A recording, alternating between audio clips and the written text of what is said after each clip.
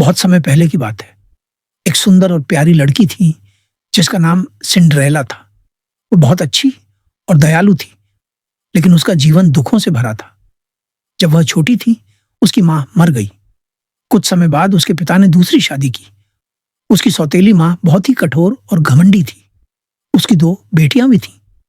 जब सिंड्रेला के पिता की भी मृत्यु हो गई, तो वह बिल्कुल अकेली रह गई। अब उसकी सौतेली माँ और बहनें उसे घर का सारा काम करवाती थीं।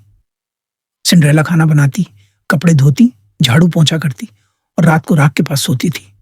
इसलिए सब उसे सिंड्रेला कहने लगे, क्योंकि वह हमेशा राख से भरी रहती थी।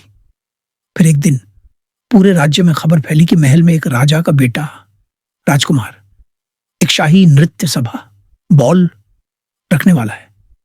हर लड़की को वहां बुलाया गया था। राजकुमार को अपनी दुल्हन चुननी थी। सिंड्रेला भी वहां जाना चाहती थी। उसने अपनी सौतेली मां से पूछा, क्या मैं भी जा सकती हूं?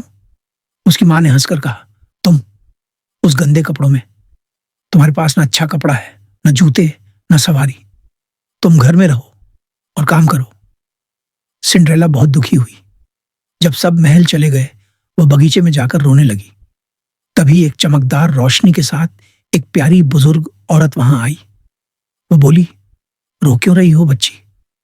मैं भी महल जाना चाहती हूं। सिंड्रेला ने कहा, मैं तुम्हारी परी मां, फेरी गॉड मदर हूं। वह बोली, और आज तुम जरूर जाओगी। उसने अपनी छड़ी घुमाई और जादू से एक कद्दू को रथ बना दिया, चूहों को घोड़े बना दिया, एक चूहे को कोचवान बना दिया और सिंड्रेला के गंदे कपड़े सुंदर नीले चमकीले गाउन में बदल दिए। फिर उसने सिंड्रेला को कांच की चप्पलें पहनाई।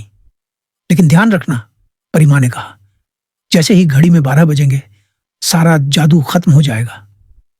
सिंड्रेला रथ में बैठी और महल चली गई। महल में जब सिंड्रेला आई, तो सब लोग उसे देखकर हैरान रह गए।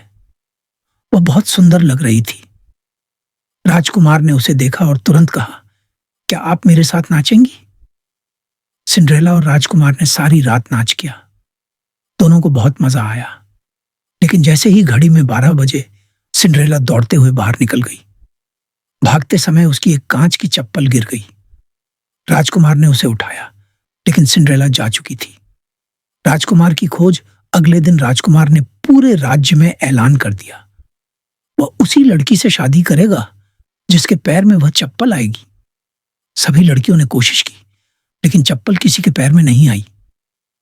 सिंड्रेला की सौतेली बहनों ने भी कोशिश की, पर चप्पल बहुत छोटी थी। फिर सिंड्रेला ने कहा, क्या मैं भी कोशिश कर सकती हूं? सब हंसने लगे, लेकिन चप्पल जैसे ही उसके पैर में डाली गई, वो एकदम फिट बैठी।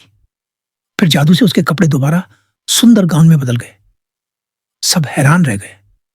राजकुमार बहुत खुश हुआ और सिंड्रेला से शादी की। सुखद अंत सिंड्रेला अब महल में रहने लगी। वो एक दयालु रानी बनी और सबकी मदद करती रही। उसने अपनी सौतेली मां और बहनों को भी माफ कर दिया। इस तरह सिंड्रेला और राजकुमार खुशी खुशी रहने लगे और वे हमेशा खुशी से जीते रहे। समाप्त।